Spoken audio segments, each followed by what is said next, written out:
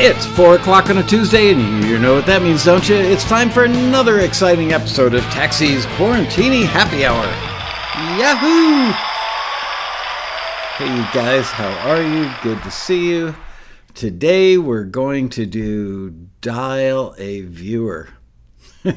Weird title. No, today we're going to call some people from the chat room and say hello, find out what's going on in their lives.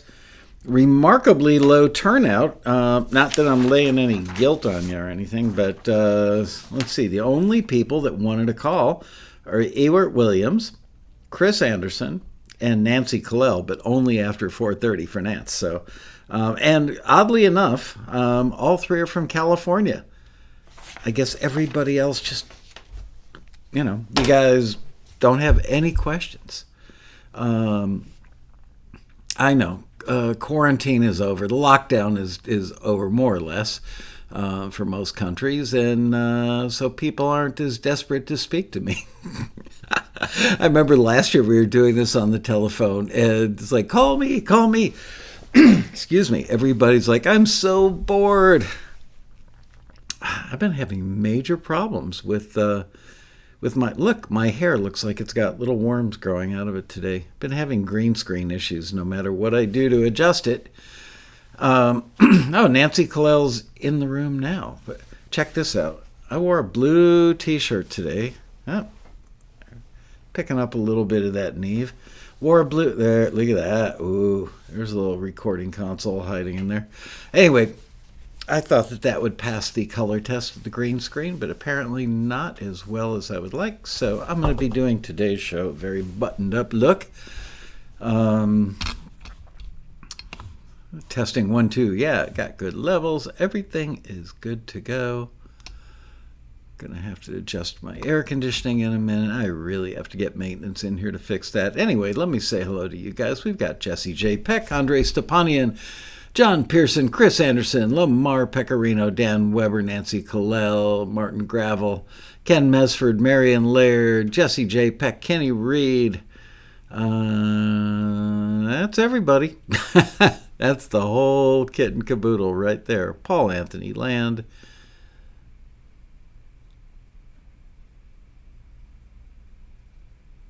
Wow, my CPU's working a little harder than normal today. It must be a really good show. Move my mic in a little bit.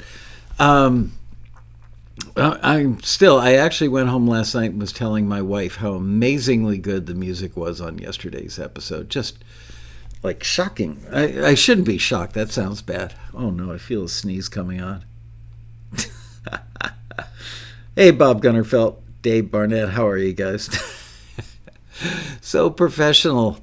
Anyway, I went back and listened to some of the music again, and just mind-blowing. I particularly loved the jazz tune. Just thought that was great. Everything about it worked. It's kind of like the song Asia by Steely Dan. Just on every level, it was perfect. So last night, the family and I went out for a very nice family dinner. Had a great meal in a lovely restaurant.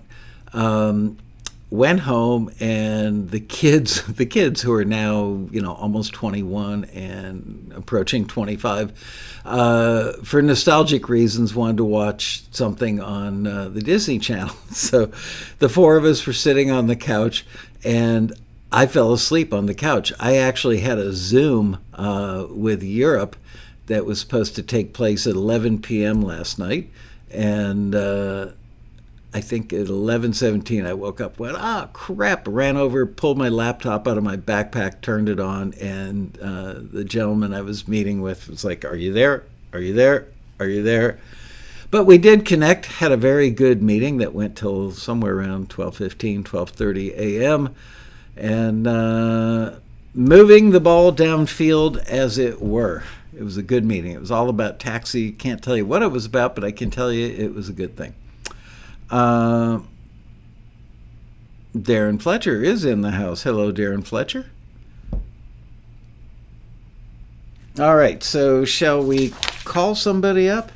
What do you say? I think I'll call Ewart.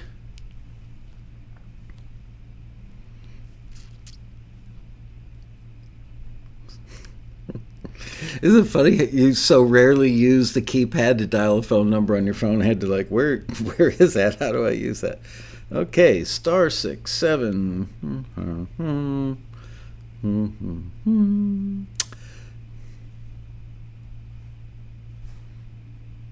Here it comes, Ewart. Hopefully. Hello.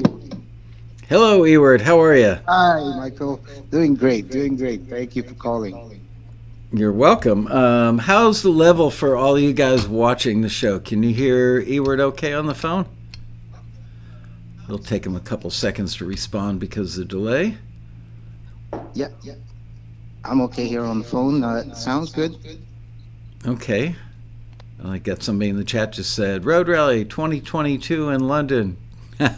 There you go, JP. Let's see. Level's good. Martin Frog says he's got an echo.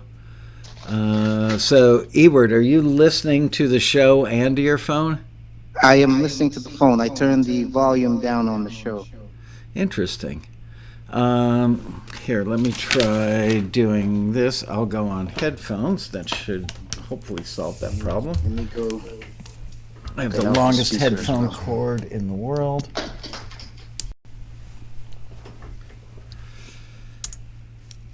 Okay, there you are. Is the echo gone, you guys? Ewart, can you say something? Hello, testing, 1, 2. All right, waiting to see if they still hear the echo. Too much reverb. Wow. I don't know Now why. it's big reverb? That's weird. I don't have any effects on my thing, and neither does Ewart, apparently. No, I don't. No echo now. Yes, gone. Much better. All right. Okay. So, Ewart, how are you? Nice to hear your voice. I'm doing okay. Thank you for always being in the chat room. Nice to meet you in person, as it were. Yes. I used to be here a lot when I first joined, and then I kind of went away for a while. And YouTube came into play, and then I had to out myself from Ever Smile to my real name. Well, I'm glad you did. Yes, you made that happen, and I have to thank you for being the inspiration for keeping me around for the past 10 years. Wow. That's the only reason. I had some difficult times there. I couldn't take the criticism. So I went into hiding, even though I still kept my membership up. Interesting. Okay, well, they're not criticizing you, only the music, and they're not doing it to be critical, but doing it to try and help you get better. But I know it's tough. I'm glad I'm not you guys, because believe me, when people criticize Taxi, I do take it personally. I understand. My question for you, Michael, was I haven't heard anything lately about the perks for a member who encourages a new member to join. I'm glad you brought that up. We've been talking about that around the office. It's been a long time since I've actually looked at the paperwork on this, but from memory, and I could be wrong, is if you refer somebody,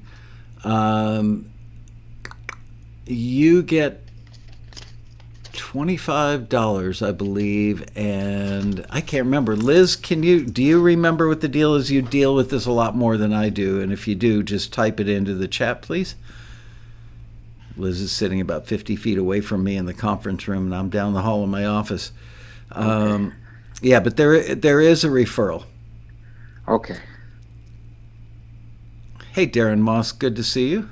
And Edmund Red.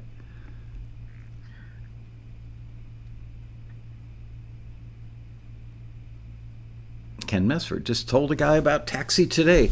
Years ago, I had somebody tell me, I never tell any of my musician friends about Taxi. I don't want them to compete with me. It's like, dude, it's not a competition. It's not like we go, oh, this guy's song is much better than that person's song, so let's send that one. No, it's whoever has music that's over the quality bar and on target gets forwarded. Super. I have a feeling Liz must be asking somebody else on the staff to get the exact numbers down. But there is a referral thing. Okay, so Liz says, once your friend signs up, whoops, I've got to move some stuff around on my laptop screen here. Once your friend signs up, you get $100 off on your next renewal. The new member gets $25 in submission credits. That's what it is. I knew great. that. Yeah. So I remember in the past when I was more involved with the member services stuff that people actually got the renewal fee, the $100 off because they renewed before their present membership ran out, and they referred somebody. Wow. So they got $200 off, and they were able to renew for $99, and their friends got $25 in submission credits. So there you go. Such a deal. Wonderful. Yep. Thank you. Yep. I was curious. That's it, huh? That's your only question? Come on, Ewert, make up some stuff. We got an hour to fill. I refer Marion Laird would have lots of questions, I'm sure. Yeah, where is Marion today? I haven't seen her in there. She's in the room. She's in the room she is? somewhere. All right. Yeah. Marion, stand up and be counted. All right. Well, it's great to hear your voice, Ewert, and thank you so much for always being a loyal viewer. It really is appreciated. My pleasure. Thank you. All right. Be well. Bye-bye. All right. Well, that was fun. Marion's cooking. Dave Barnett, I don't know any musicians with that much ambition. I do. I'm looking at them right now. John Pearson says, how about if you defend Taxi in chat rooms, LOL. Been setting some people straight lately. Thank you, JP. You get my personal cell phone number. I really do appreciate it. Isn't it amazing how people will go out of their way to trash Taxi in some of the chat rooms online? And it's usually two types of people. Those who really have no clue what we do or how we do it, and those who signed up for a year, submitted 2 or 3 things, didn't get forwarded, didn't get a briefcase full of money, didn't get a private jet, if you can imagine that. And they're sure that the screeners are interns, and they're sure the listings aren't real. And then they go online and proclaim all that stuff, all because their feelings were hurt because they didn't get a forward. Versus the people who actually show up, do all the right stuff. They go to the road rally, they watch Taxi TV, they read the listings carefully, they put their music up on the forum at forums.taxi.com. They ask for opinions from their fellow members. They adjust their music. They listen to the screeners. They look at what they think is valid that they're getting from the screeners that often lines up with what their fellow members say.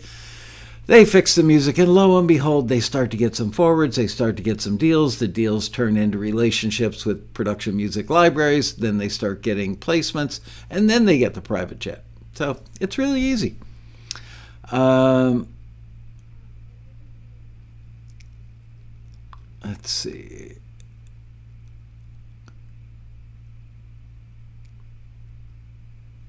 Yeah, Robbie, you're right. Robbie says, I think most of them give up quickly because their music wasn't good enough to get them through. Right. Somebody I know, maybe I've seen it on the Taxi forum. Somebody's got the graphic. It's kind of a legendary graphic that's been passed around forever. I've seen it, in those stores, that sell posters about, what do they call that? You're going to be okay today. Anyway, there's a famous poster, a graphic of a guy digging underground, digging a tunnel. And it's the same frame, top and bottom. And the top frame, he's walking away dejected. I'm wondering if I get this right. He's looking for gold, all right, or treasure underground, and he's got a pickaxe over his shoulder. One frame is him like 4 inches away from busting through and finding the treasure, and the other frame is him going home dejected because he gave up too soon. And that's the point. Don't give up too soon.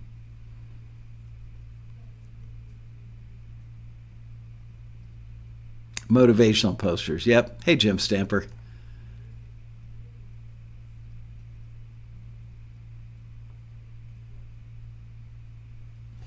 Wow, Darren Moss says, I got a song on US TV primetime show on NBC. Nice paycheck for that one. As a featured song several times because of Taxi, it couldn't be more real. That's a sweet placement. Congratulations.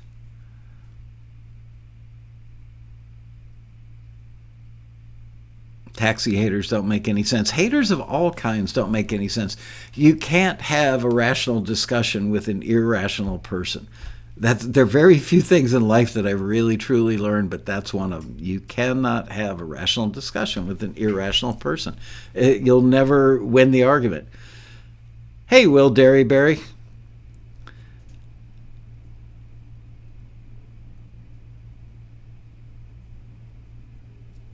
Darren Moss says, as crazy as it might sound, I value the education maybe even a little more than the placements, as good as the placements are. Yep. And that's probably why you're getting placements, because you value the education.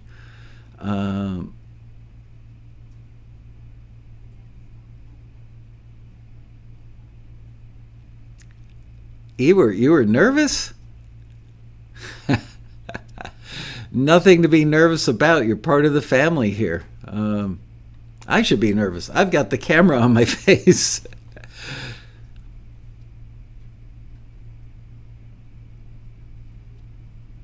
It really is the truth, JP. You know, over and over again in life, I've learned that lesson that no matter what the subject, whether it's like religion, politics, any of the hot button issues, you cannot have a rational discussion about it with somebody who is irrational. So there's just no point. And as much as we all want to like make our point and feel like we gained some ground or won the argument or got them to go, I never thought about it that way before, it's impossible. So it's just better to walk away. But it's frustrating. You know, you'll spend the night sitting on the couch or lying in bed staring at the ceiling, replaying that tape over and over in your head, wondering if there's something that you could have said or should have said that would have been so eloquent and convincing that they would have come around. But no, irrational people just don't get it.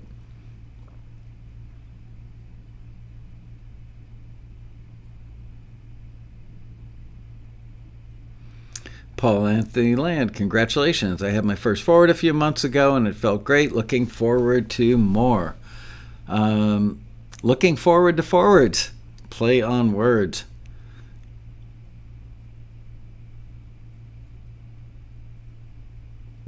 Ken Mesford, I'll always be a rock star in my mind, and that's good enough for me.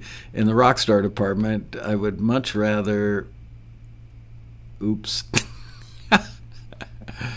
Oh, man. Carosa. How are you, buddy? I was thinking about you last night. I don't know why. Nothing in particular. Other than... I really can't think why you popped into my head, but you did. Good to see you as well. Your schedule has changed. I hope for the better.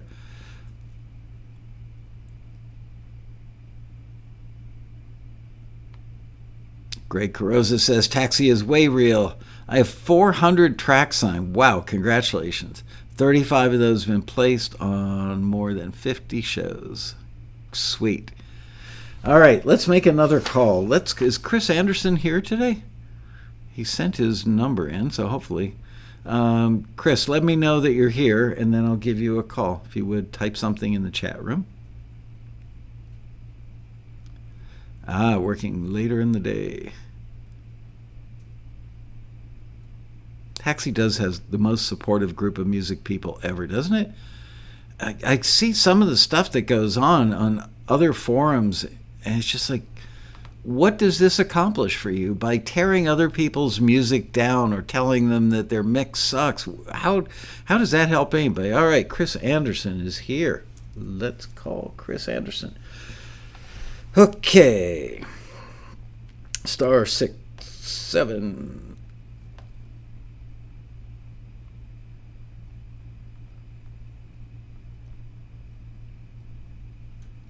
All right. Here it comes, Chris. Hello? Hey, Chris, how are you? I'm doing well. Great. Wait, I got another phone call coming in. Can I call you back? Are you serious? He was. Ah!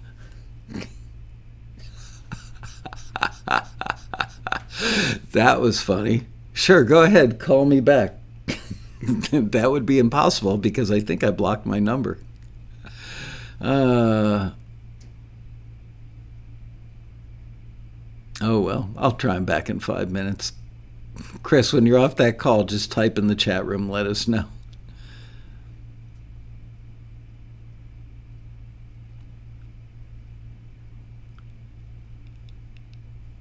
I'll call you in a couple of minutes, Nancy. I just want to see if Chris is going to... Chris thought that was spam. No, it was me. All right, here I come again.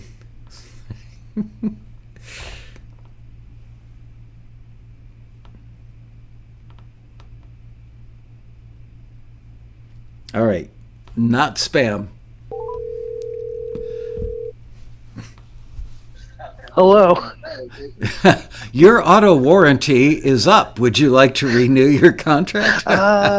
It's because there's like the time delay on the thing on the YouTube. That's what it is. Right. Of course. Yeah, you should probably mute your YouTube. I just did. Oh, awesome. Anyway, nice to meet you, kind of in person. Hi, Chris. Yeah, nice to hear voices. Yep. So how can I help you? What questions do you have? Well, I don't really have questions, but just how much I love the thing. It's like I've been doing this for 6 months now. Yeah. I retired last November and just do the shows, most every week, and put my submissions in and get the feedback, which is really helpful. So what kind of music? What kind of music do you do? Well, when I play live, I'm in a rock band. I play locally in San Diego. But the stuff I've done, like right now I'm doing a blues thing that I'm going to submit in a couple of days. Yeah. And then there's going to be a meditation thing that's another couple of days after that. And I worked as a drummer in a previous life, so I'm going to do some percussion thing that came out today. So. Oh, great. Yeah, all kinds of different stuff. Yeah, I can't remember if I was talking about this on Taxi TV recently. I think I was, but I'll repeat myself. I've recently really been studying the meditation thing, and I have found that the greatest test to find out if your music is actually good to meditate to is to turn down the lights, maybe light a candle, put on the headphones, and listen to the music. And if there's anything that makes you go, oh, what's that part? Oh, that's a cool little thing. Yeah. Anything like that, you've failed at the task of making it proper for meditation. It's got to be so incredibly boring, yet still wrapping you up in a cocoon-like feeling, but without any ear candy, I guess, for lack of a better way to describe it. And it's really hard to do because as a composer, I would imagine you're sitting there thinking, oh my gosh, I just did 4 minutes of music that was basically just a drone, right, with nothing else going on. But think about it, when you're meditating, you don't want anything in the music that's going to make the listener listen. Yeah. Anyway. And it's hard to get away from that 1-4-5, no matter how drony it may be. Yep.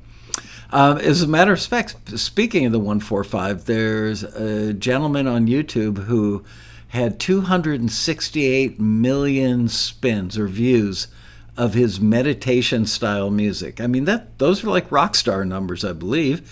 268 million, and all this thing was 9 minutes of 1-4-5 with barely anything else. It was just some Omnisphere pads, 1-4-5, 1-4-5, 1-4-5, and after 9 minutes it would loop. And he had that going for 3 hours, and it had 268 million views in like 3 years or something ridiculous.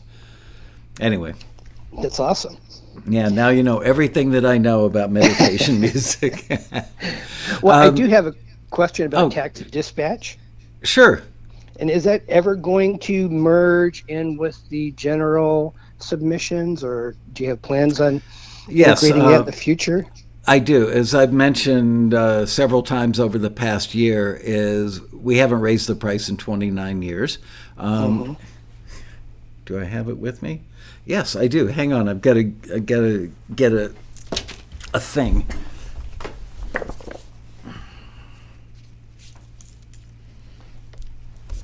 I've been reading a book. Actually, I'm currently reading this book and another book on pricing models and pricing strategies, because I do need to raise the price. And when we do, one thing I'm certain of is that dispatch will be rolled in with regular taxi. And so if you're already an existing dispatch member and you've paid for it, whatever amount of time the new model takes off of your current dispatch will prorate the money and either credit it back in submission fees or something.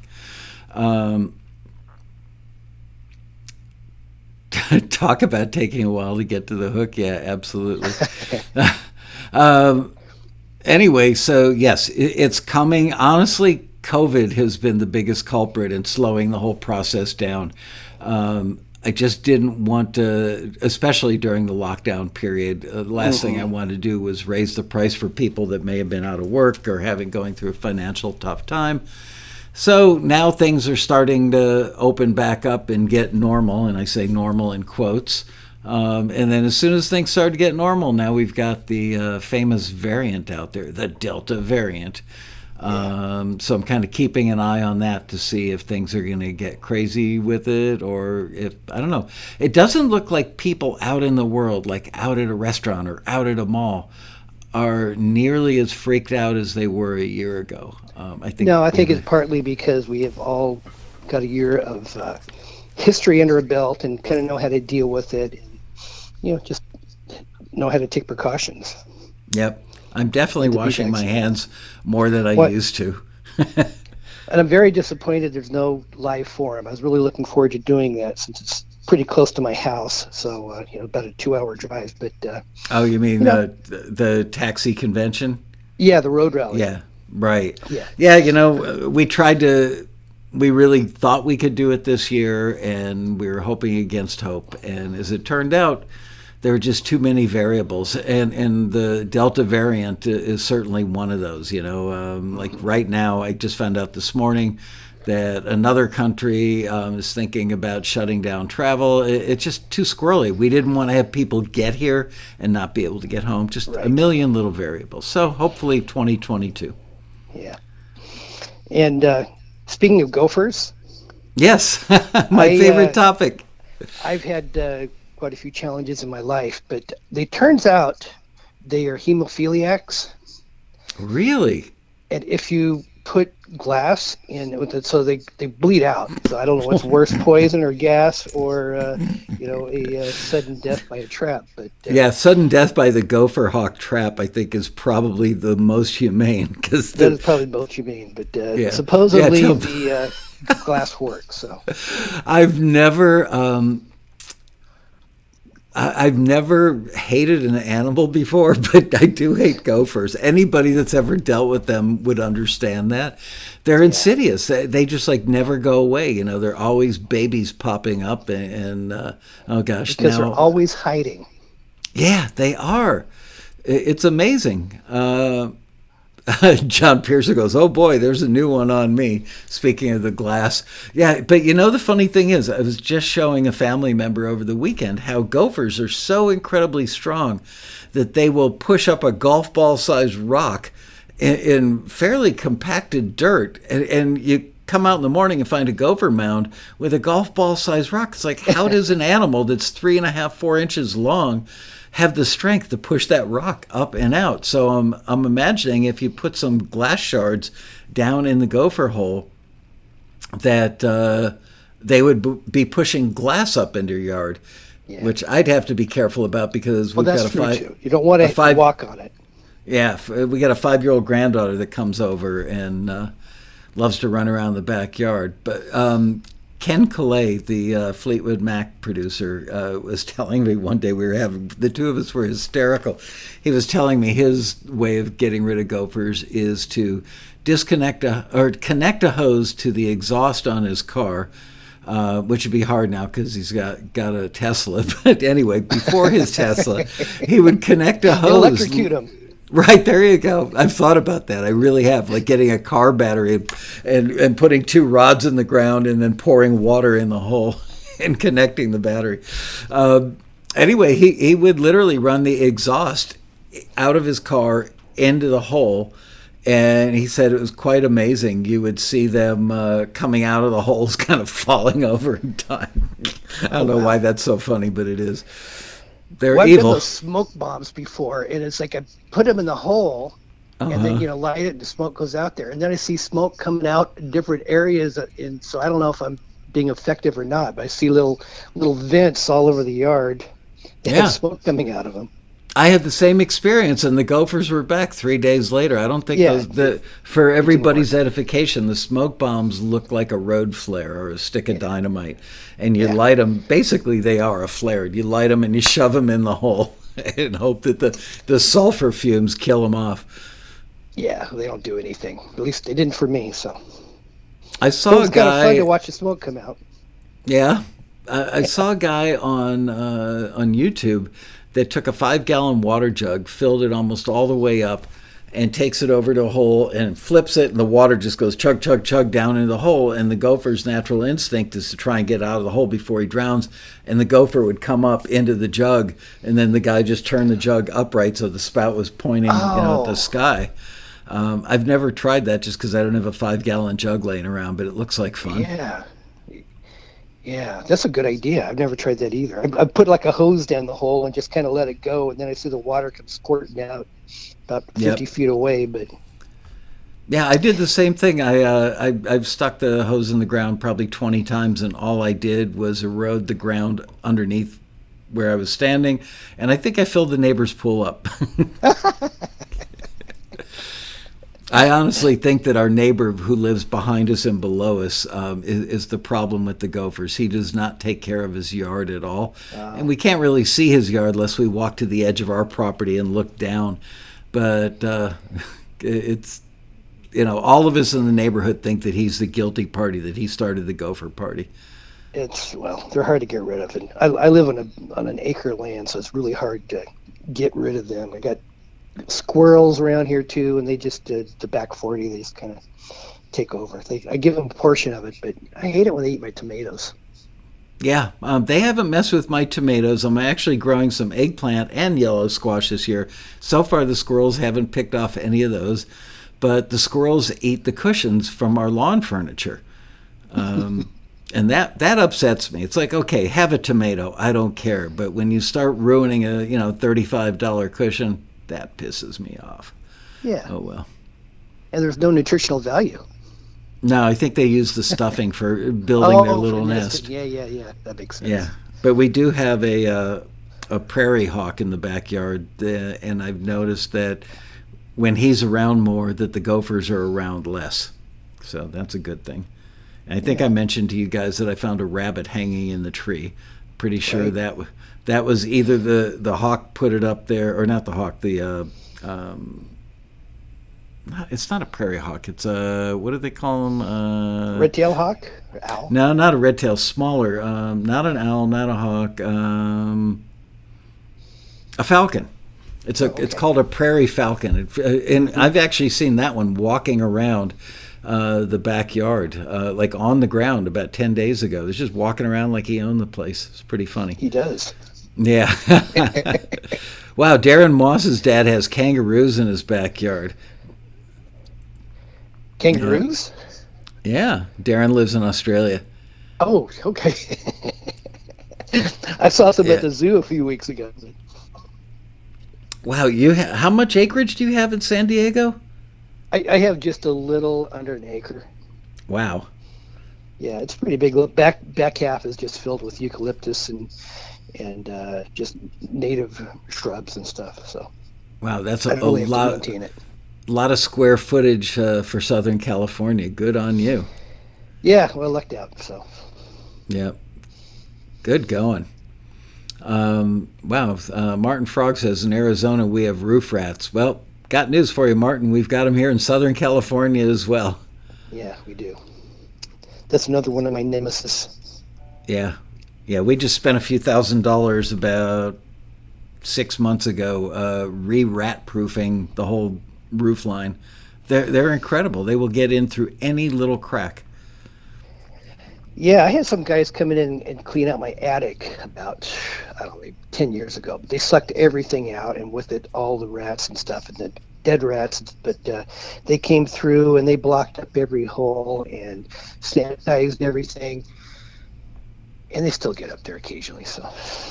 Yeah, we'd been through that process when we bought the house 19 years ago. We paid Rat Boy a lot of money to come out and get all the rats. Then they took out all the insulation. Then they vacuumed it out with a HEPA vacuum. Then they sprayed it with disinfectant and then laid in all new insulation. And sure enough, literally as Rat Boy pulled away, I heard rats up in the attic again.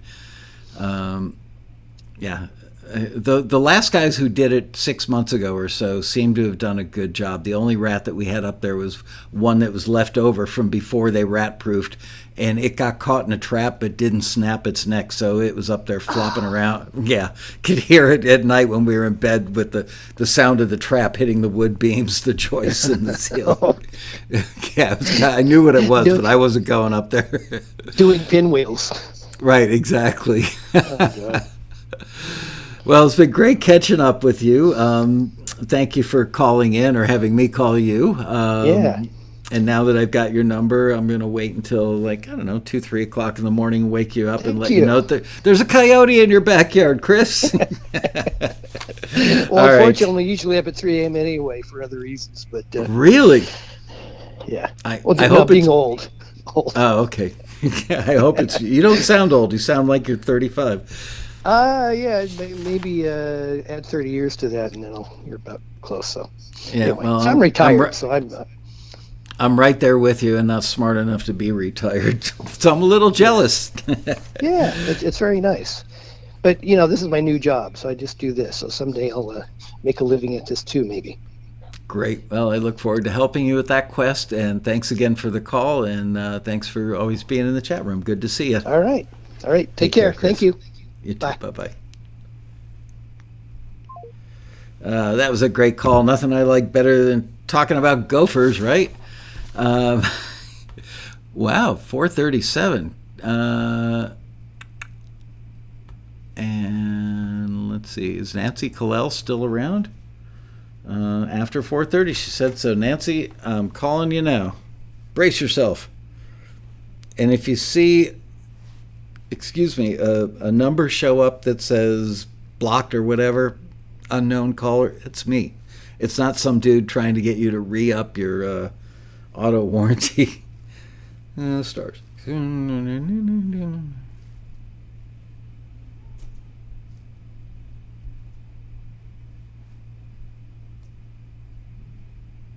All right.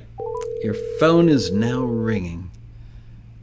Nancy, it's a spam. Hello. Hey, Nancy, how are you? Fantastic, but I will re-up my taxi when it comes back. Awesome. Nice. Ooh, your phone sounds so good. Nice fidelity on that phone. Thank you. Apple product, and that seems to do the trick. Nice. Yep. And I do have a question for you, but if you don't mind, I see that you don't have too much time left on your show, but I thought it'd be a perfect opportunity to compliment you and Taxi. Actually, before you're welcome. Before my question, which, I hope you have an answer for it, frankly. But, okay, makes two of us. I just wanted to say that I've been in a situation. Some of the members were talking about in the chat room where people make comments about being a member of Taxi and how's that $5 working for you? That type of thing. Right. But what has happened is I was an invited guest a few times. I came, and then I decided and I joined finally. And what I have done was used the Taxi chat room. Literally the chat room, and also going into the all the other rooms that are available in there once I was a member, and sopping up every single thing or soaking up every single thing I could that anybody and everybody would say. What I've tried to do is use it as an education, and someone mentioned that earlier today. Right. That it's like actually been going to a university. I have learned so much, and I didn't really want to jump in too quick. And so what I decided to do was, rather than take my existing songs or whatever and pound them like a square peg into a round hole, start really getting familiar with the briefs that would come up and kind of really understand how this works, because I did send a song in, I did submit, and it came back and it was cool. They just, of course, it was, sent back. But I thought, yes, that's exactly what's going to happen. I'll keep sending things that exist, and I can't make them fit. That's not what they want. Secondly, I started realizing that, yes, I need to get the heck out of being in a situation where I'm beholden to a studio. I can't really do the taxi in that regard without having a home studio. And I've learned all about the equipment through you guys, and I've learned so much. What's been fun is I've learned lingo and terminology, and when I attend other functions, whether it be on or offline, I'm able to understand more what people are talking about. I feel a part of the conversation. They're not talking over my head. So there's such an advantage to it. I think one time someone made a comment that with the Quarantinis, you may have even said it yourself, what's wrong with all you people spending your quarantine time with me all this time? Well, nothing's wrong with us. We're actually getting a heck of an education. And I wanted to thank you for your time. Thank you. Oh, you're welcome. Because honestly, I'll tell people what I get out of Taxi. And actually, I try not to miss one, or I go back and watch a rerun and someone will say, I'll tell them how I'm working Taxi. I've got a long range plan and a short range plan for it. But then they say, gee, that's a lot of work. I'm like, yes. That's hysterical, right? It's a lot of work. Like, yeah, you should be successful without having to lift a finger just because you want it, right? Precisely. So I definitely am getting my money's worth, and I was so appreciative of my dear friend that brought me in as a guest to see what the road rally was all about. And thank you. I just wanted to say thank you so much for everything. Well, thank you for being such a great supporter. And, sometimes I'm amazed that you guys stick around for the Quarantinis, because there are days where we don't seem to accomplish a lot, but maybe what we do accomplish is, the family spirit, having each other. And I know that a lot of relationships have been built during the Quarantini. And absolutely. There were people early on. One of the reasons I decided to do it is a few people reached out to me. I think it was 3 different people from 3 different continents, actually, and said, I'm literally going crazy. I'm scared. I don't know what to think about all this. I'm a little bit of a nervous Nelly anyway, and this is just freaking me out. And those 3 people really convinced me that the Quarantini would be a great thing. We also didn't think it would go on for a year and a half. We thought it would be for 2 or 3 weeks. Exactly.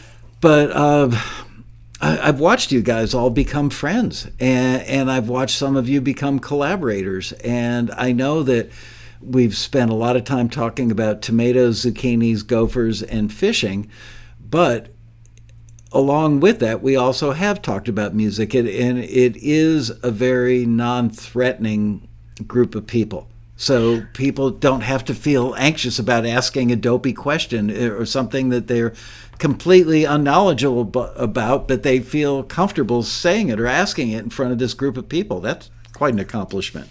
Well, I admit that I didn't really have a gopher problem, but the funny thing is I do now, and I recognized it for what it is thanks to this show, and so I have a few options as to how to get rid of them. Yeah, well, apparently we all learned something. Even John Pearson, who's quite expert on the gopher thing, that pouring glass down the hole if you don't have anybody walking barefoot through your yard. I mean, there's a sick part of me now that hates gophers so much that I would like to see them bleed out. I know that's horrible to say. But That's horrible. But, we all can get a laugh at it, because a shout out to everyone in the chat room. I mean, I think we've gotten that kind of sense of humor by sticking together. Right.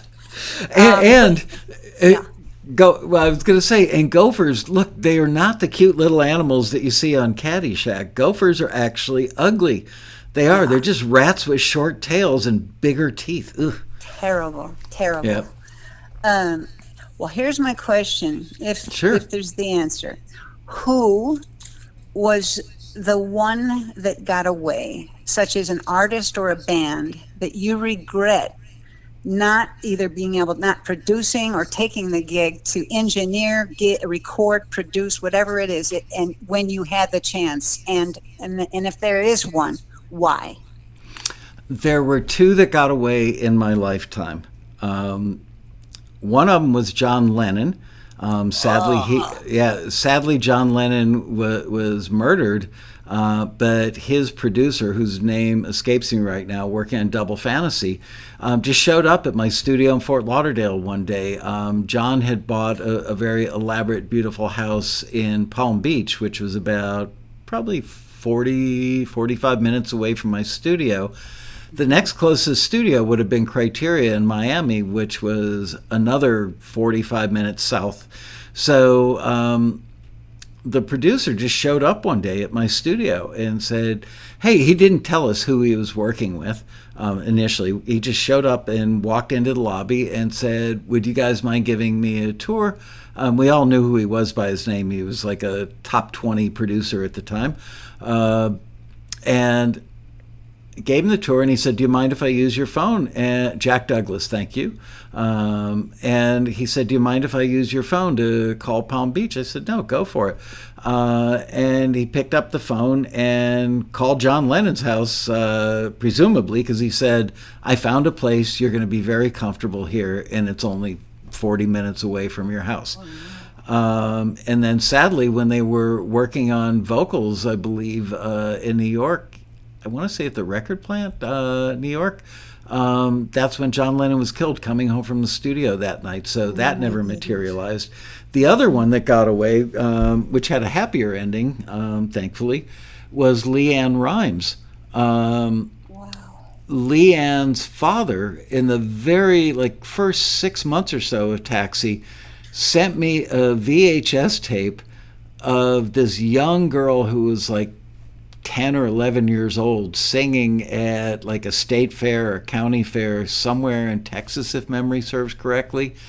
And I remember watching this thing and calling my then business partner, who was also my best friend in the world and former roommate from college and all that stuff. Anyway, I called him up because he lived in Dallas, and I said, wow, I just saw this tape of this kid. She's so young, but she's got so much poise on stage, and her voice was amazing. You can tell she's going to grow up to be a star. I didn't do anything with it. I was so busy trying to keep Taxi afloat in the early days, I just never got around to calling him. I want to say her dad's name was Wilbur, if I remember correctly. And I never called the guy back. And a year and a half later, LeAnn got signed and had a hit record. So there you go. That's the answer. The two that got away. Happy the second one had a better ending, but wow, that's huge. That's huge. I'll hang up the phone now, but I want to thank you very much. Again, thanks for everything. It's been great. Well, thanks, Nancy. I look forward to seeing you at the rally. I know that you're local. And yes. You sent me a shot of you and I. Was it you that sent me the picture of you and Joanne Berhaney and me, or was it Joanne that sent it to me? She may have sent it to you. Oh, okay. I know I saw that in the last, 2 or 3 months. Is that who brought you to your first rally? Correct. Awesome. Well, John was like an older brother to me, her husband, for those of you who don't know. John Berhaney, really, Taxi couldn't exist, and I wouldn't know a lot of what it required me to know to start this company without John Berhaney's help. Wow. One of the great song coaches ever, and also was the co-founder of the LA Songwriters Showcase, which in some regards was not unlike Taxi. It wasn't they did a thing at the Women's Club of LA, I think, in Hollywood, where they would put cassettes on a big wheel and spin it, and it was called cassette roulette. And if your cassette landed on the thing, or it landed on your cassette, they would pull it off. The taxi burritos were inspired by the fact that John said to me, yeah, we have people rubber band the lyrics around the cassettes, and they would usually have a publisher or label A&R person sit in for an hour and listen to stuff and critique it. And I will never forget that first meeting. I called John Brahaney up and I told him I've got this idea. I called him Len Brahaney because his partner was Len Chandler, and he goes, John. That's the only time I've ever seen John get testy. He goes, it's John Brahaney and Len Chandler, and parenthetically the word a-hole was in there somewhere. Anyway, he met me like 2 hours later, and I want to say I paid him either $50 an hour or $100 an hour to consult with me, and we met at like a bagel and breakfast place in Woodland Hills. Spent 2 hours together. At the end of the conversation, he looked at me and he goes, all right, so what do you want from me? And I said, I want you to teach me what I don't know. And he said, when? And I said, right now. Let's go to the apartment, which was also the office. Let's go there right now, and I will write you a check after we finish up. And it turned out he came back several times. I just learned so much from him. And he designed the first taxi critique form. He trained a lot of the early screeners. There was just so much of this company still has his DNA in it, so I will forever be grateful. Great. Yeah. Anyway, thank you for all your love and support, Nancy. I really do appreciate it. Great to hear your voice, and I'll see you at the next road rally. All right, I'm clicking off. Thank you very much. Bye-bye. All right, bye-bye. Yeah, I do miss John Brahaney. He and Ralph Murphy had such a profound effect on my life, on this company. I think of them often, especially Ralph. I think Ralph passed away like 3 years ago now.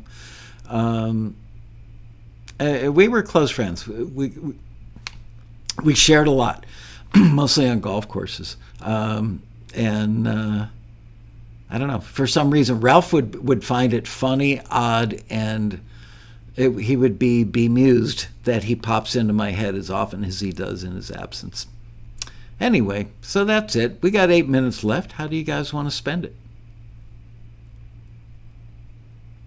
Anybody else want to get a call? Marion remembers the taxi burritos. Yeah, not that tasty, right, Marion?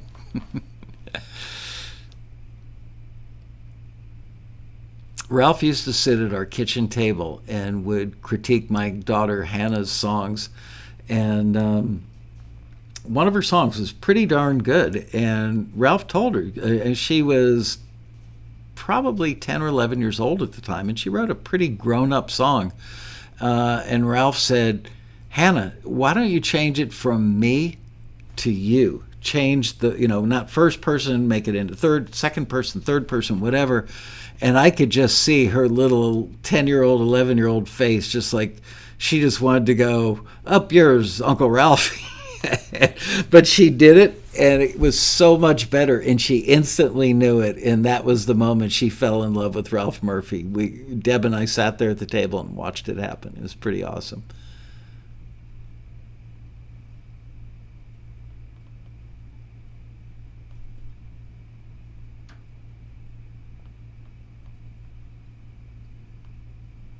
Yeah, John Brahaney was one of our very first screeners. I want to say, I think he was screener number 6 or 7. That number is retired. We've never repeated a screener number, ever. And we've never changed a screener number. We've had a couple of screeners over the years that left for like 2 years to go work on an album or tour with somebody, and they came back and they wanted a new screener number. Said, nope, can't do it.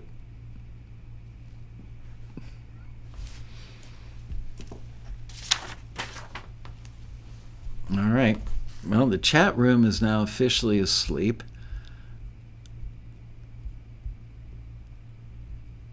Oh no, we're talking about car crashes? We're talking about the Robert Cray, Stevie Ray Vaughan helicopter crash. You know whose husband died on that flight was Barbara Cohn, Barbara Kane, who is the head of BMI Los Angeles. One of the smartest people I know. I love Barbara. She's a very quiet person. I mean, she's got a very soft voice. I've interviewed her at the Road Rally and for something else. Just blown away by her. But yeah, her husband was actually on that helicopter.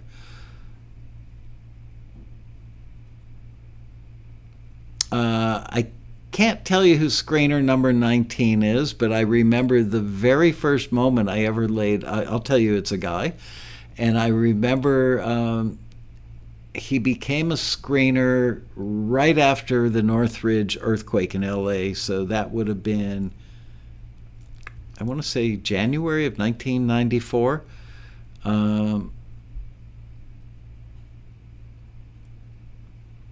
Oh, Nancy, you won the grand prize at the 2018 Road Rally. That's cool.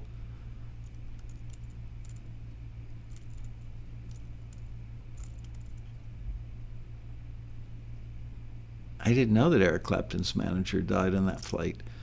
I knew one of his managers. I think I knew his road manager back in the days when he and I were friendly, and I would go to his house.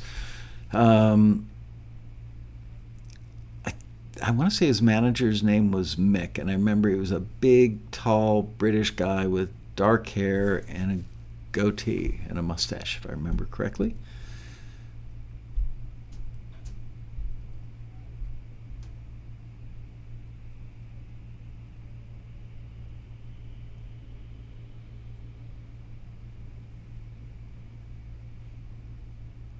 Wow.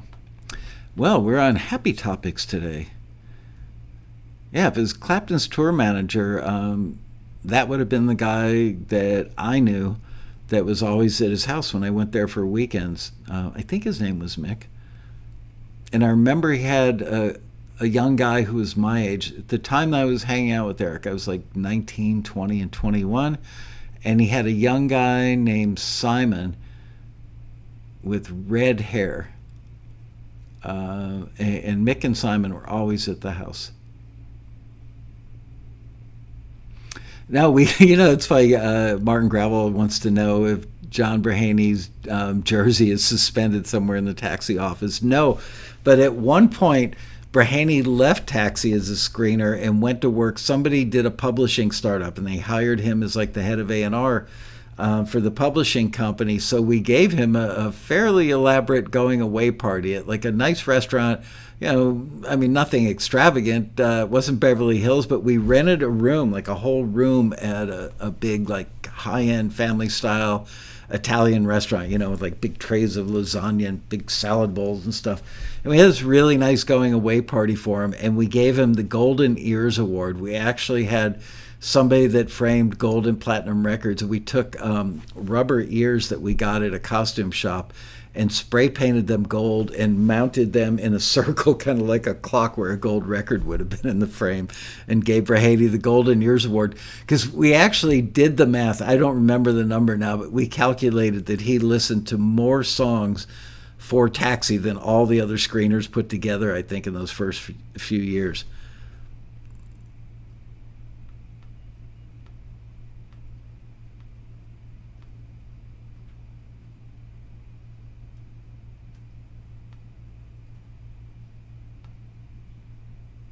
Oh, maybe it was the video, Nancy, that I'm thinking of. If it had Joanne Brehany in it, then that would have been it.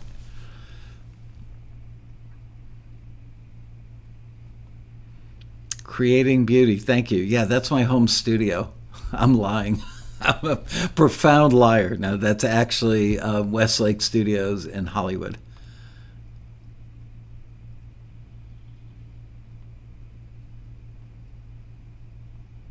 Let's devote a 4-hour show to listening to meditation instrumentals. It was not this past Saturday, but the Saturday before. I had to listen to an entire album of meditation instrumentals and write notes on it. And I fell asleep twice during the listening. So I was convinced that it was really good.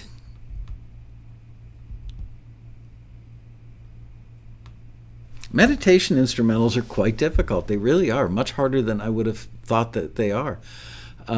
It's so hard to keep them simple enough that anything that makes your brain go, oh, that's cool, or notice anything, then you've completely defeated the purpose. And it's hard for musicians. They're creative by nature, and you want to throw in cool little, trickly little waterfalls and little magical lights and all this kind of stuff.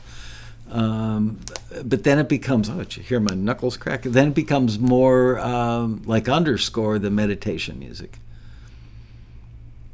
Anyway, all right, well, it's 5 o'clock, so I'm going to sign off. Don't forget, and thank you all for showing up, and thank you to Ewert, Chris, and Nancy for sending their numbers so I could call them. I appreciate that. And don't forget, on Monday, I've got a woman joining us who just has been around the industry for probably 30 years. She's got great ears. She's got a bubbly personality, extremely knowledgeable about the the publishing side of the record industry. Not as much on film and TV, but just a wealth of information. And I had to twist her arm to get her to do it. She's probably a little camera shy or something. Anyway, thanks, you guys. I will see you also on Thursday for another Quarantini. This Thursday. And that's that. So with that, I bid you a fond farewell. Have a great evening. Adios.